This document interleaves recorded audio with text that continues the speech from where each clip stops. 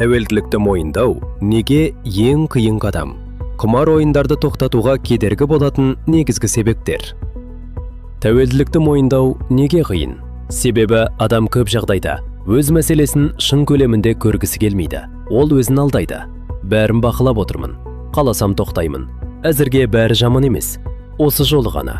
Бұл жерде мәселе тек өтірікте емес. Бұл адамның шындықпен бетпе-бет келуден қорғануы.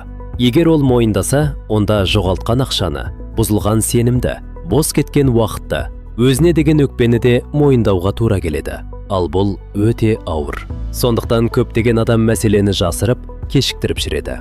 Ресми семинарлар мен түсіндіру кездесулерінде құмар ойындарға тәуелділіктің негізгі белгілері, дәрежесі және оны анықтау әдістері арнайы талқыланып келеді.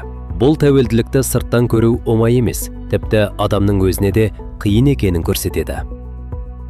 Тоқтатуға кедергі болатын негізгі себептер де түсінікті.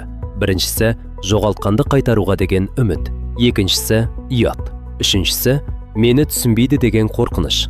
Төртіншісі, ойынды стресс, жалғыздық, немесе ішкі бос кеңістіктен қашу құралына айналдыру. Кей адам үшін құмар ойын ақша емес, уақытша ұмыту тәсіліне айналады. Сол себепті ол тіпті ұтылса да қайта кіреді.